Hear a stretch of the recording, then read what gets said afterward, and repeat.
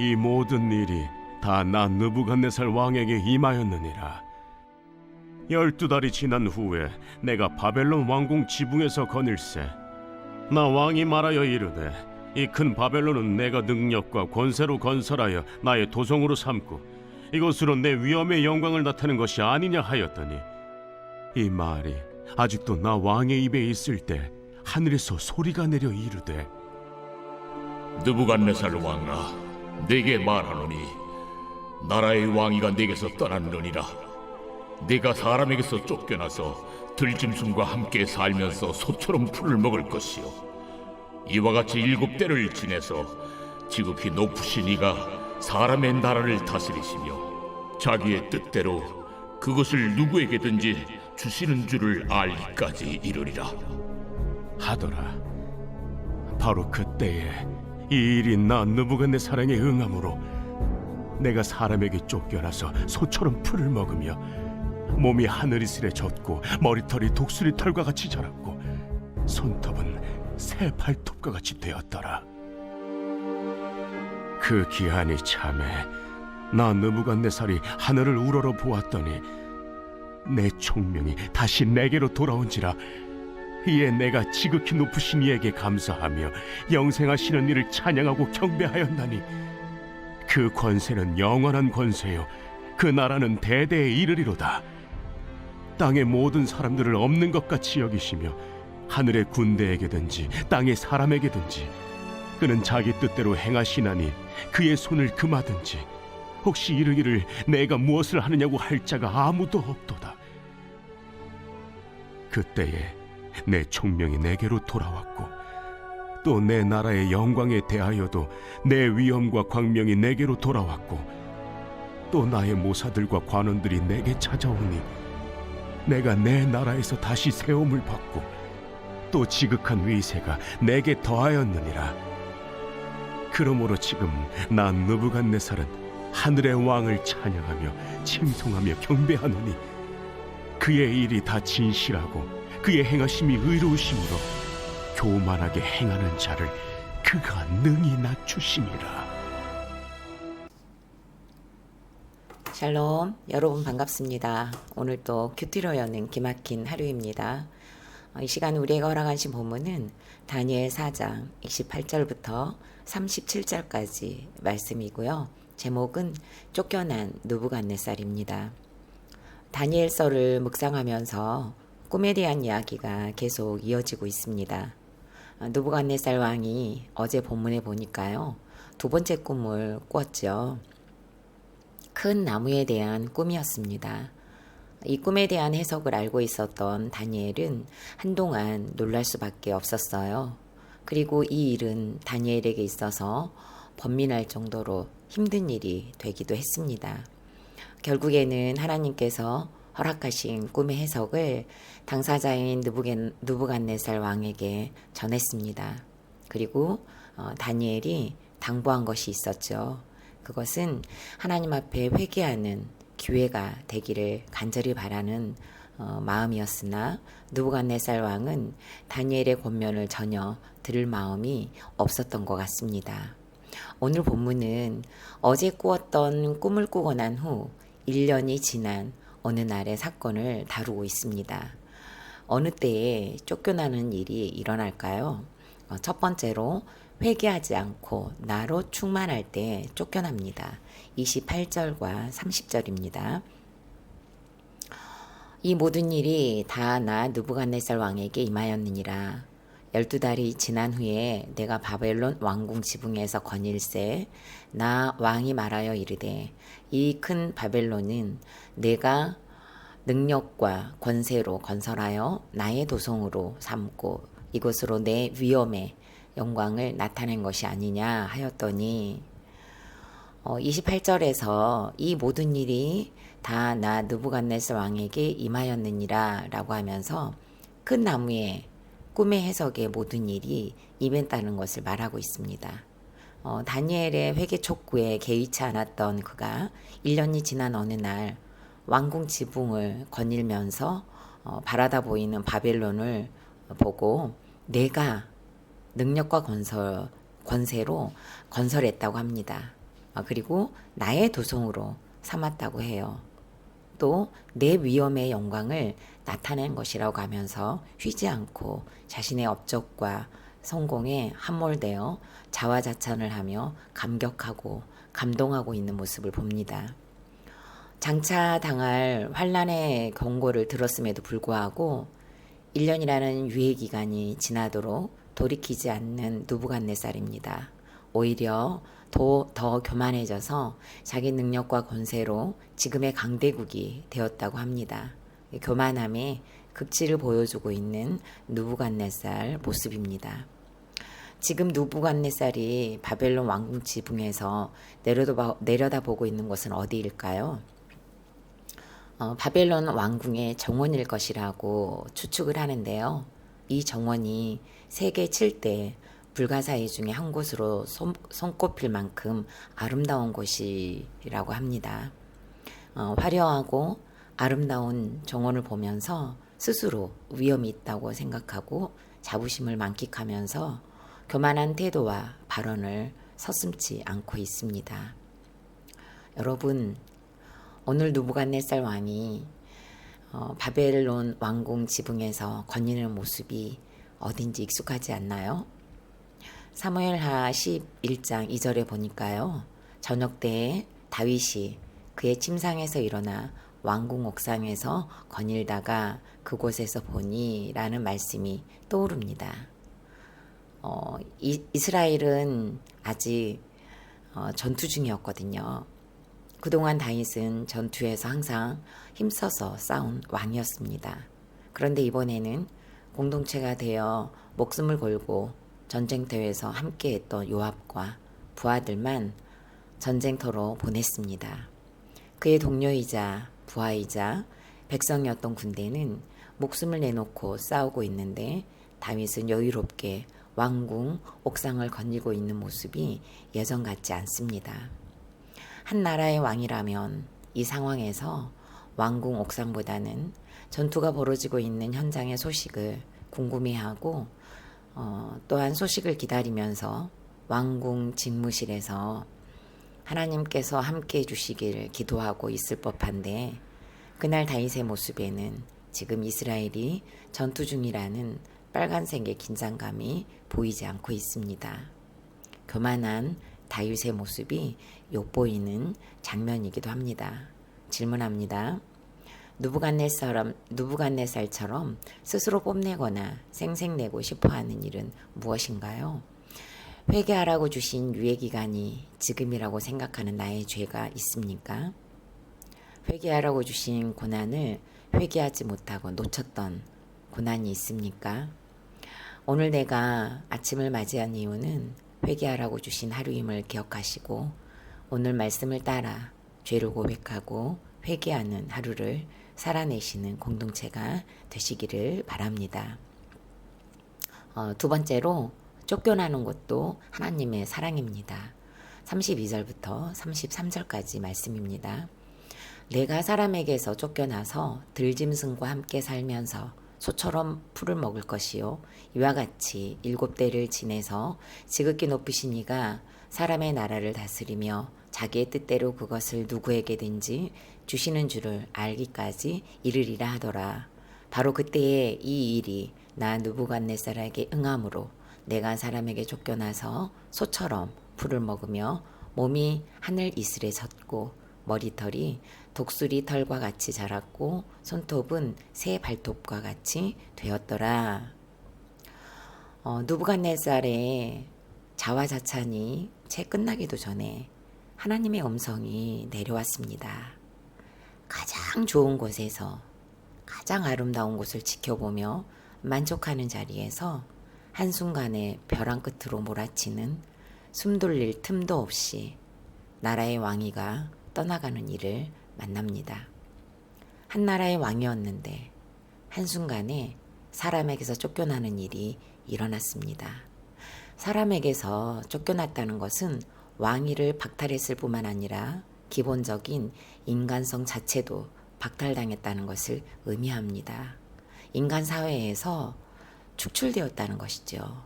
왕이 아니라 인간으로도 취급을 받지 못한 상황을 뜻합니다.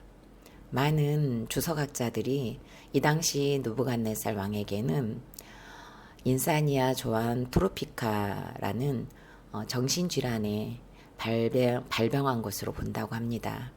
이 병에 걸리게 되면 야생 생활에 대한 강렬한 절망을 강렬함을 느끼는 증세라고 합니다. 그래서 이 질병에 걸린 환자는 자신을 짐승으로 여기고 짐승과 같은 광기를 보인다고 해요. 뿐만 아니라 짐승과 같이 되고자 하는 욕구가 원인이 되어 외형마저도 어느 정도는 짐승과 같이 된다고 합니다.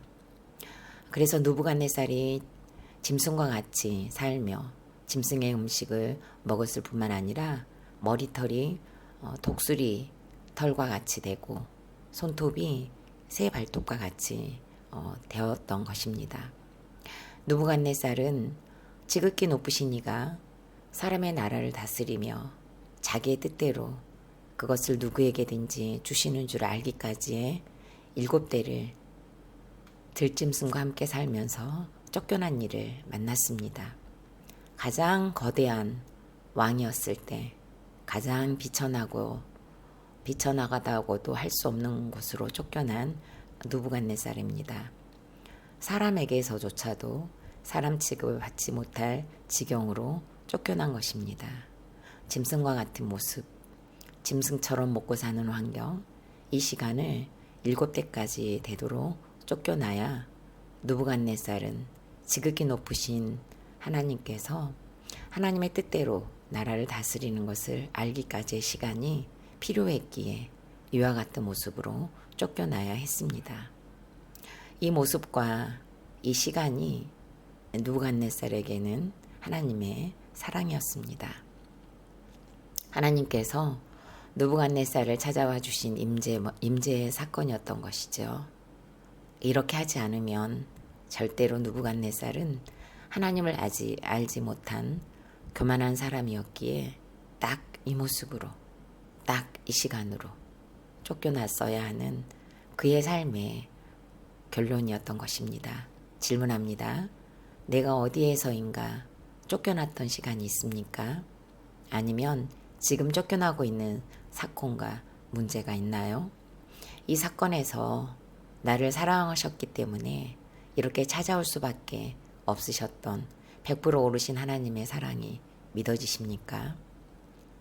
오늘 내가 만나는 모든 사건은 하나님의 사랑임을 믿고 누리는 저와 여러분이 되기를 간절히 소망하는 시간이 되시기를 바랍니다. 세 번째로 기한이 찰 때까지 인내해야 합니다. 34절과 37절 말씀입니다. 그 기한이 참에 나 느부갓네살이 하늘을 우러러 보았더니 내 총명이 다시 내게로 돌아온지라. 이에 내가 지극히 높으신 이에게 감사하며 영생하시는 이를 찬양하고 경배하였나니 그 권세는 영원한 권세요 그 나라는 대대에 이르리로다. 그러므로 지금 나 느부갓네살은 하늘의 왕을 찬양하며 칭송하며 경배하노니 그의 일이 다 진실하고 그의 행하심이 의로우심으로 교만하게 가는 자를 능히 낮추심이라. 아멘. 34절 말씀이 왜 이리 반가울까요? 그 기한이 참해 라는 말씀이 너무너무 반갑고 안심이 됩니다. 하나님께서 허락하신 기한, 7년이라는 기한이 찼습니다. 느부갓네살이 사람에게서조차 쫓겨나는 일을 만나 짐승처럼 살았던 시간에 기한이 찬 것이죠. 교만했던 그가 짐승처럼 살았던 시간입니다. 또한 교만했던 그의 모습은 인간의 모습이기는 했지만 어쩌면 하나님 앞에서는 짐승과 같았던 모습이었을 것입니다. 겉모습은 사람이었을지라도 속사람은 짐승과 같았다고 하시는 것 같습니다. 이런 그가 징계 시간을 지나는 동안 하나님을 알고 깨닫는 시간이었습니다. 짐승 같았던 그의 영혼이 하나님을 알아가는 시간이 이렇게 필요했던 것입니다. 이제 그가 하늘을 우러러 봅니다. 누가 보아도 짐승과 다를 바가 없는 존재가 되어 하늘을 우러러 보았습니다.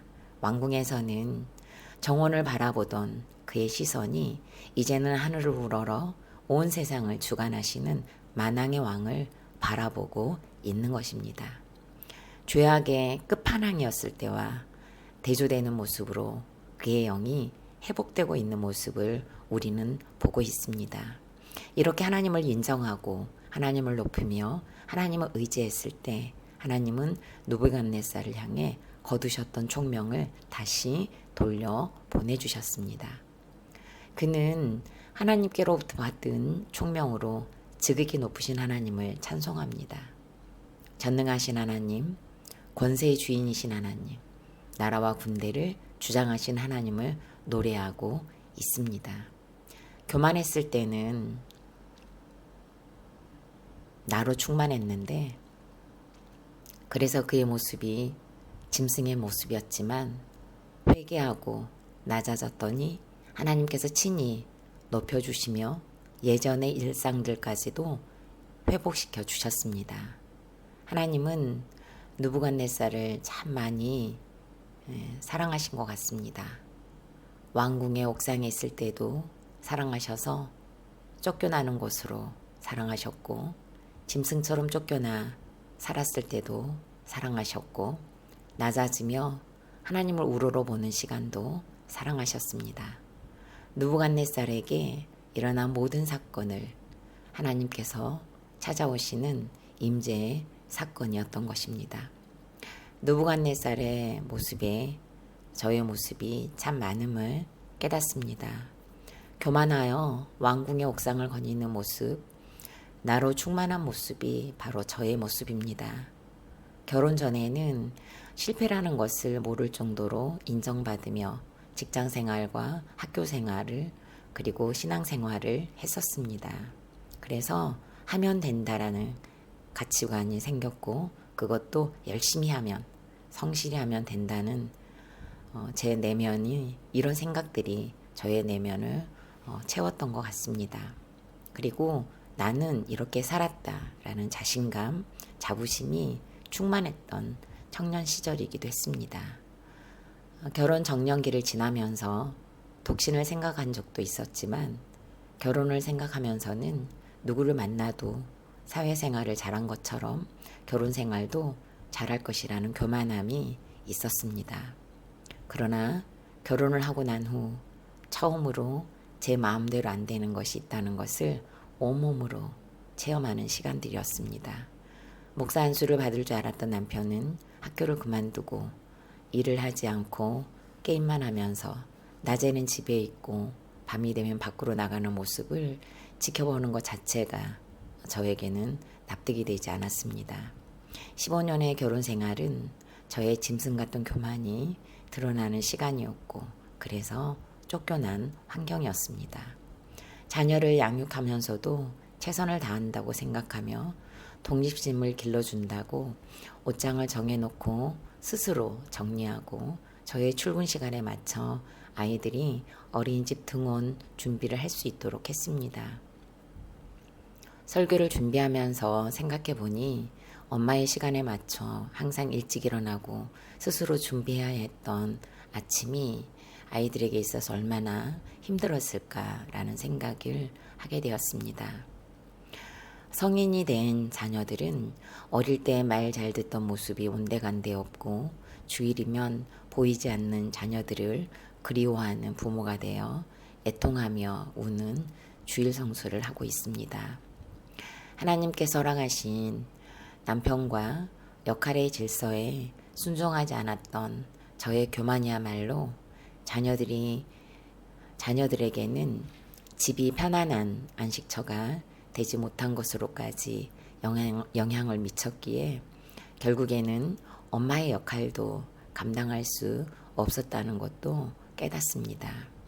그러다 보니 자녀들은 어쩌면 그래서 교회 밖으로 쫓아낸 장본인이 저라는 생각을 하게 됩니다.